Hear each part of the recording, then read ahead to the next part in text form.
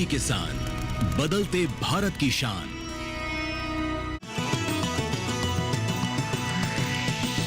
DD किसान, बदलते भारत की शान।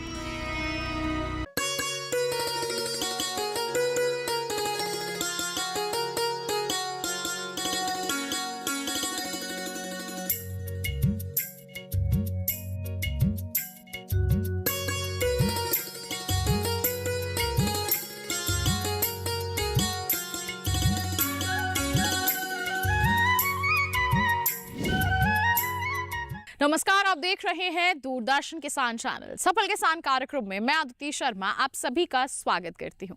दर्शकों, हम सभी जानते हैं कि मशरूम बहुत ही सारे पोषक तत्वों से भरपूर होता है। जी हाँ, बहुत ही महत्वपूर्ण होता है इसका सेवन करना, क्योंकि जो भी पोषक तत्व हमारे शरीर को चाहिए वो सभी इसमें पाए जाते हैं। अगर हम इसके उत्पादन की बात करते हैं तो वो भी बहुत फायदेमंद है, क्योंकि ना तो इसे सिर्फ लगाना आसान है बल्कि इसकी खेती करने में लागत भी बहुत कम रहती है।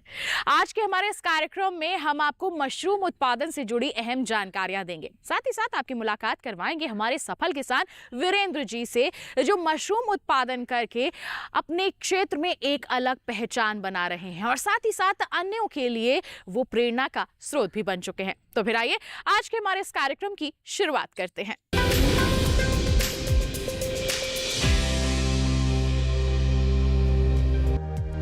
हुसैनी गांव, अरियरी प्रखंड, शेखपुरा जिला। बिहार के रहने वाले वीरेंद्र रजक एक छोटे किसान हैं, लेकिन उनके काम और सोच ने उन्हें बड़ी पहचान दिलाई है। शुरुआत में वो केवल पारंपरिक खेती करते थे, लेकिन बदलते समय को समझते हुए उन्होंने मशरूम उत्पादन की ओर कदम बढ़ाया। कम जमीन और सीमित संसाधनों के बावजूद वीरेंद्र रजक ने मशरूम की खेती को वैज्ञानिक तरीके से अपनाया। आज मशरूम उत्पादन से न सिर्फ उनकी आमदनी में बढ़ोतरी हुई है, बल्कि उनके परिवार की आर्थिक स्थिति भी मजबूत हुई है। वीरेंद्र रजक की सफलता ये साबित करती है कि अगर अच्छी मेहनत, सही जानकारी और सोच नई हो तो छोटा किसान भी बड़ी कामयाबी हासिल कर सकता है। मैं मशरूम का खेती करता हूँ।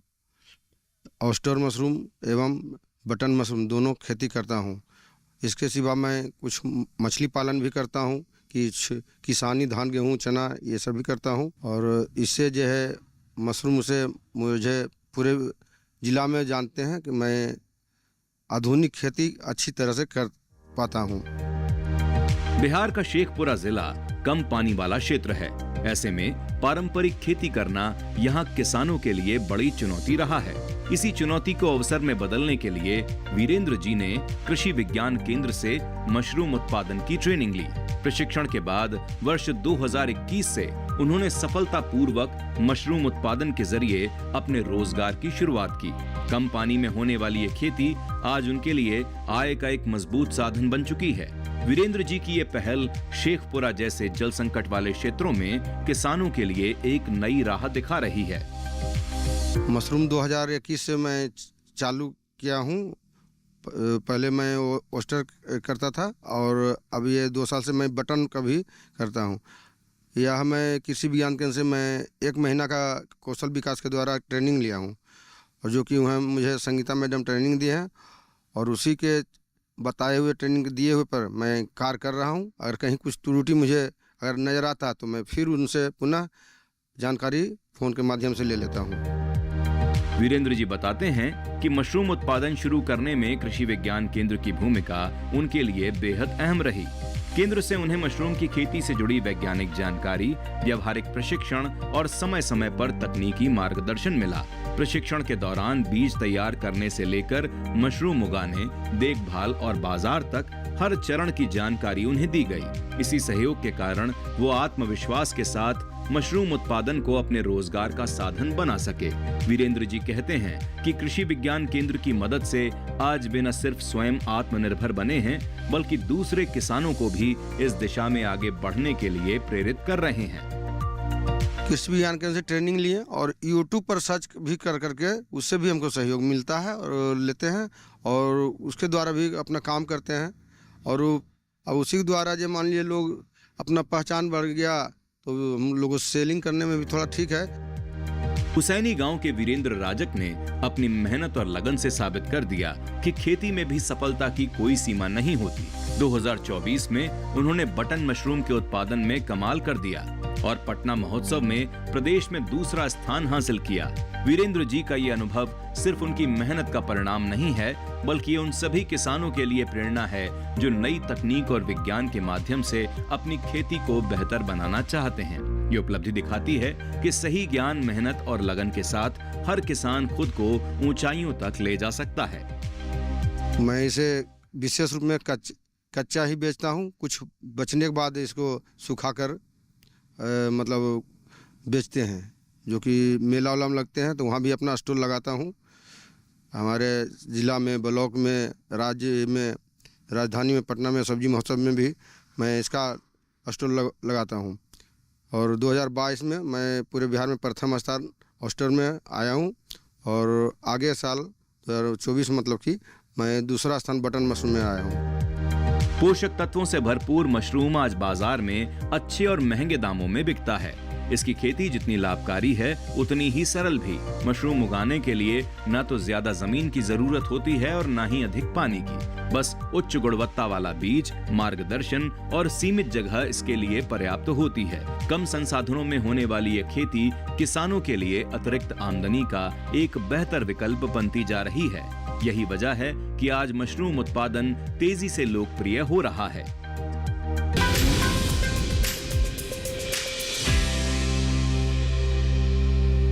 कार्यक्रम में फिलहाल रुक रहे हैं एक छोटे से ब्रेक के लिए। आप कहीं मत जाइए। ब्रेक के बाद हम मशरूम उत्पादन की प्रक्रिया के बारे में जानेंगे। वीरेंद्र जी कौन कौन सी किस्मों का चयन करते हैं, किस विधि को अपनाते हैं मशरूम उत्पादन के लिए, इसके बारे में जानेंगे। बने रहिए दूरदर्शन किसान पर, देखते रहिए कार्यक्रम सफल किसान।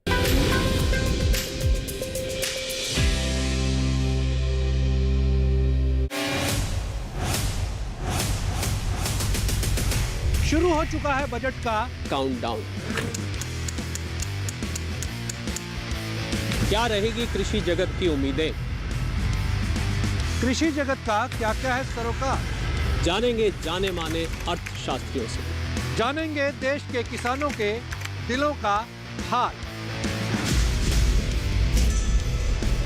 काउंटडाउन 2026 देखिए मेरे साथ 31 जनवरी दिन शनिवार दोपहर 12 बजे और रात 8 बजे सिर्फ दूरदर्शन किसान पर।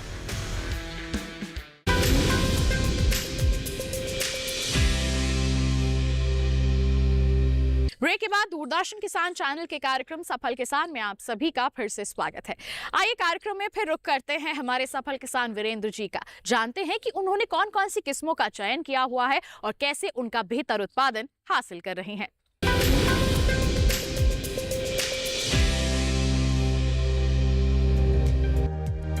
मशरूम की खेती कम समय में तैयार होने वाली प्रक्रिया है।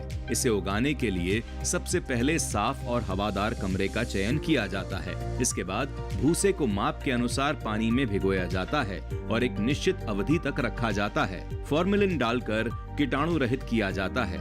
भूसे में मशरूम का बीज, जिसे स्पॉन कहा जाता है, परत दर परत मिलाया जाता है। इसके बाद तैयार सामग्री को पॉलीथीन बैग में भरकर उनमें छोटे छोटे छेद किए जाते हैं। इन बैगों को अंधेरी और नमी वाली जगह पर टांगा या रखा जाता है। 10 से 15 दिनों में सफेद जाल फैलने लगता है। इसके बाद हल्की रोशनी और पानी के छिड़काव से मशरूम निकलने लगते हैं। 20 से 25 दिनों में मशरूम तुड़ाई के लिए तैयार हो जाता है, जिससे किसानों को कम लागत में अच्छा मुनाफा मिलता है।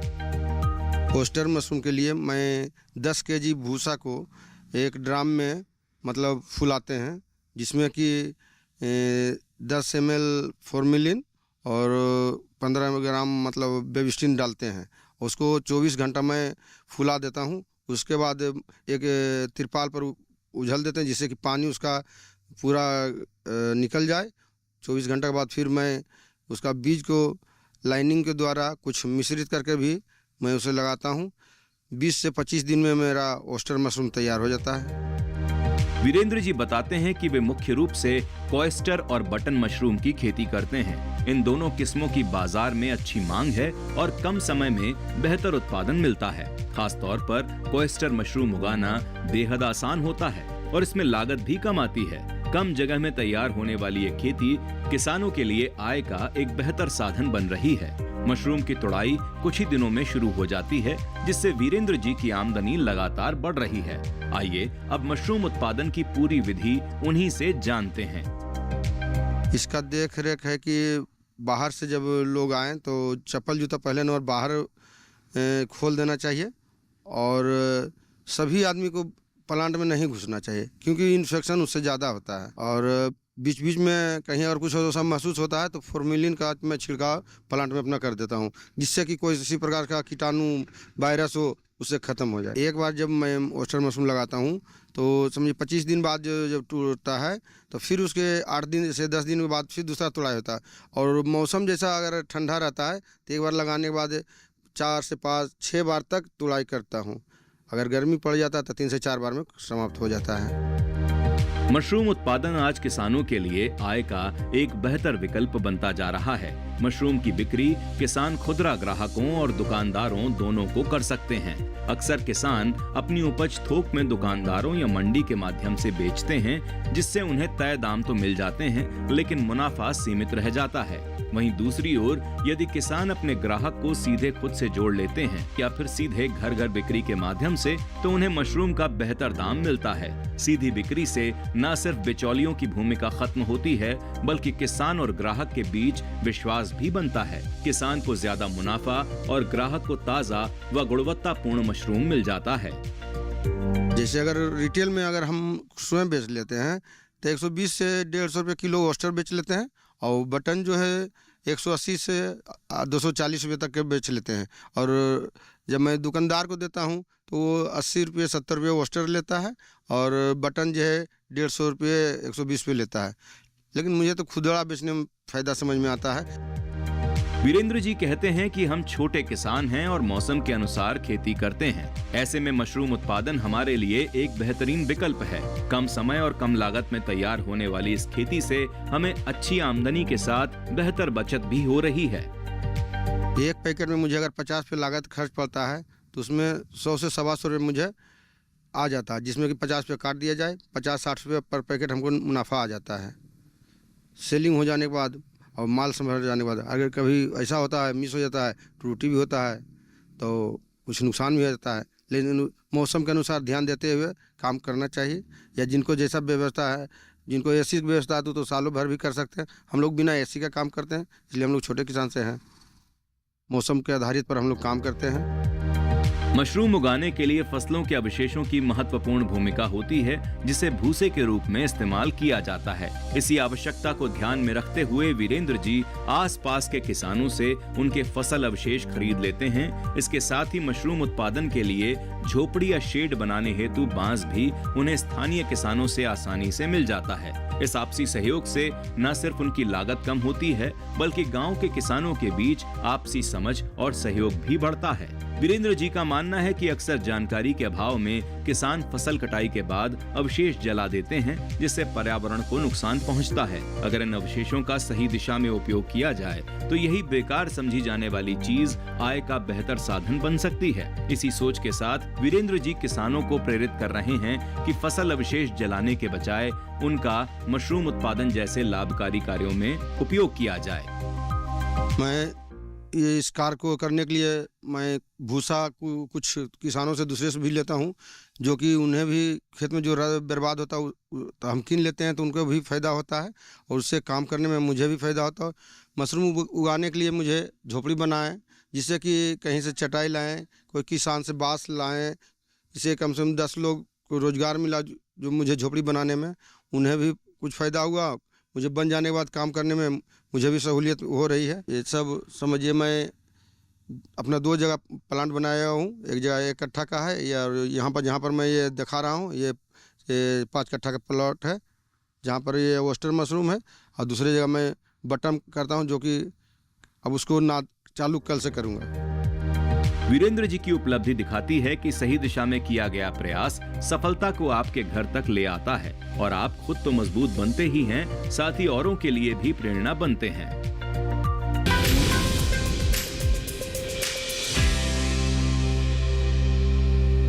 कार्यक्रम में फिलहाल वक्त हो चला है एक और छोटे से ब्रेक का। आप कहीं मत जाइए, ब्रेक के बाद हम शेखपुरा के कृषि विज्ञान केंद्र का रुख करेंगे, वहां के प्रयासों के बारे में जानकारी हासिल करेंगे। बने रहिए दूरदर्शन किसान पर, देखते रहिए कार्यक्रम सफल किसान।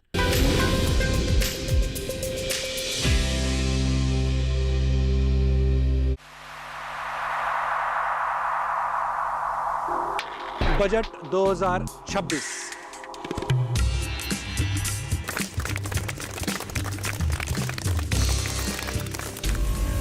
यहाँ से प्रधानमंत्री बटन दबाते हैं और किसान सम्मान निधि की पूरी राशि किसान के खाते में चली जाती है। सब्सिडी का बोझ जो है फर्टिलाइजर से कम होगा।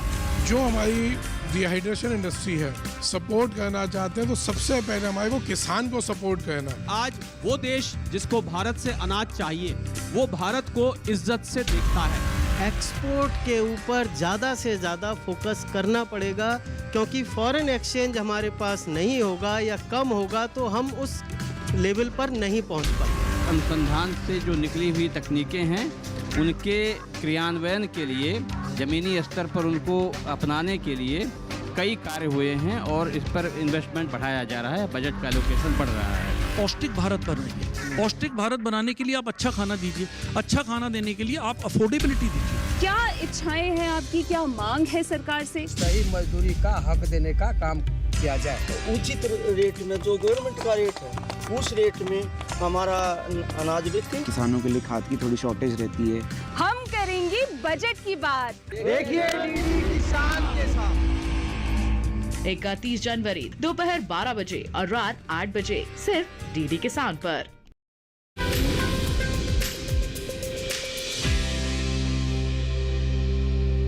ब्रेक के बाद दूरदर्शन किसान चैनल के कार्यक्रम सफल किसान में आप सभी का फिर से स्वागत है।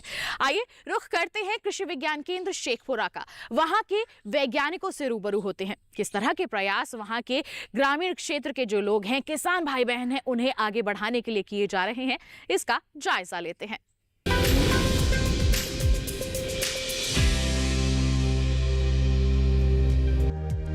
बिहार के शेखपुरा जिले में स्थित कृषि विज्ञान केंद्र में किसानों के हित में कई विशेष योजनाएं चलाई जा रही हैं। कृषि उत्पादन बढ़ाने से लेकर नई तकनीकों की जानकारी, प्रशिक्षण और मार्गदर्शन के माध्यम से किसानों को आत्मनिर्भर बनाया जा रहा है। कृषि विज्ञान केंद्र के संचालन की शुरुआत से लेकर विगत 5 वर्षों में केंद्र द्वारा किए गए कार्यों और उपलब्धियों की विस्तृत जानकारी केंद्र के वैज्ञानिकों से लेंगे।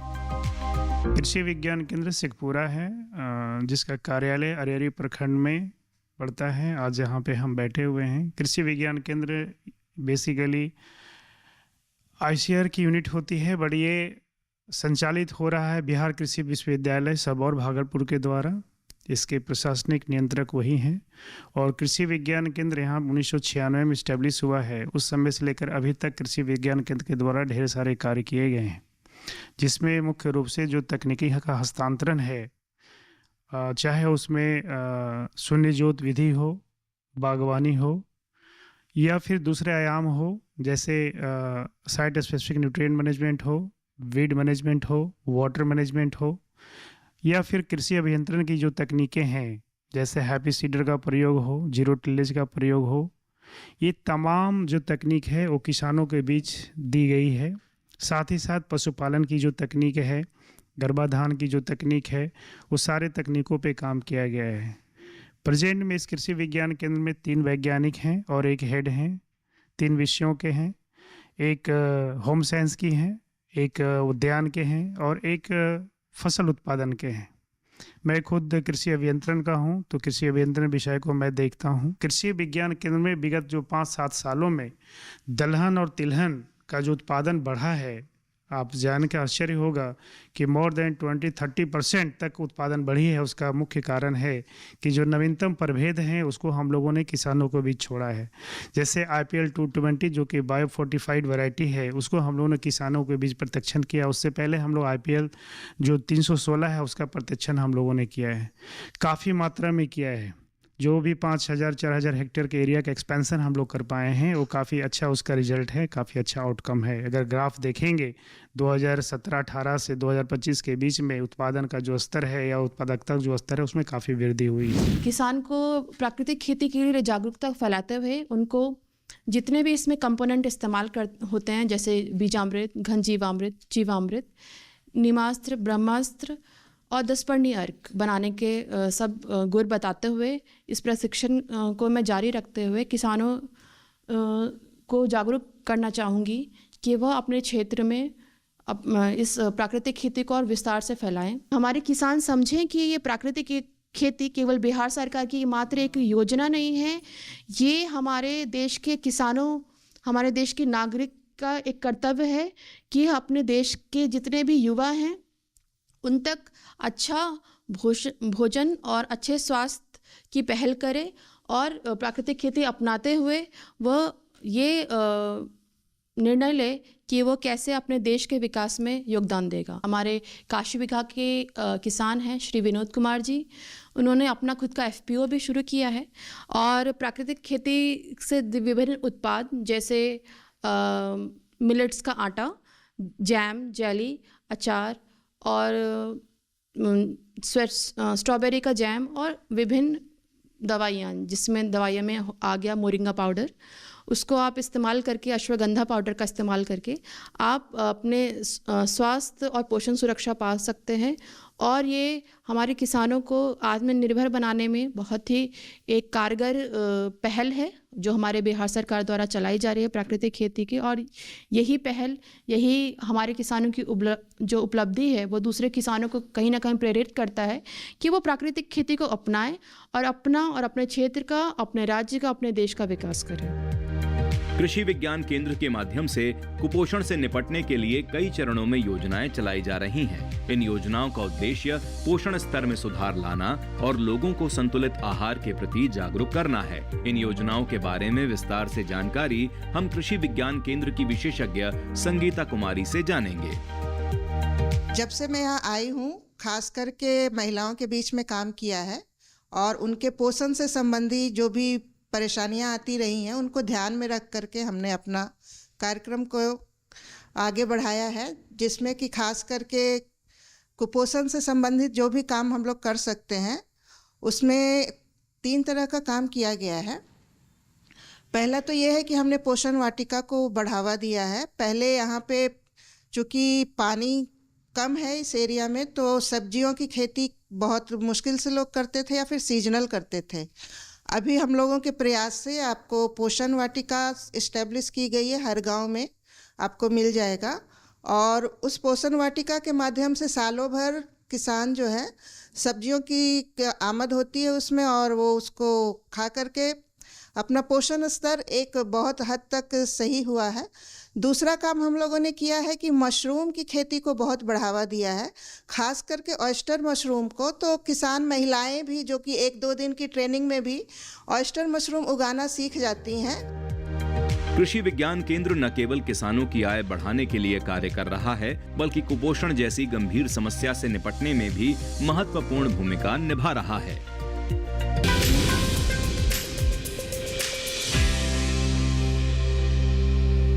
तो किसान भाइयों बहनों, ये था हमारा आज का कार्यक्रम सफल किसान, जिसमें हमने मुलाकात की हमारे सफल किसान वीरेंद्र जी से।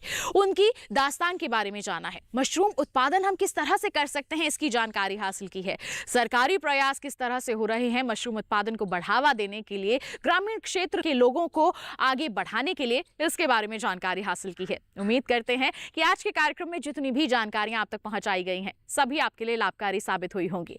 बता दें, अगर आपके पास भी कोई ऐसी ही दास्तान है आप हम तक जरूर पहुंचाइए। आप हमें ईमेल कर सकते हैं, ईमेल आईडी है safalkisan@gmail.com। आप हमें पत्र भी लिख सकते हैं, पता है हमारा सफल किसान, कमरा नंबर 77, CPC दूरदर्शन, खेलगांव, नई दिल्ली 110049। तो इसी वादे के साथ किसान भाइयों बहनों, अगले अंक में फिर एक ऐसी ही अनोखी दास्तान लेकर हम होंगे हाजिर। तब तक के लिए हमें दीजिए इजाजत, लेकिन आप बने रहिए दूरदर्शन किसान पर। नमस्कार।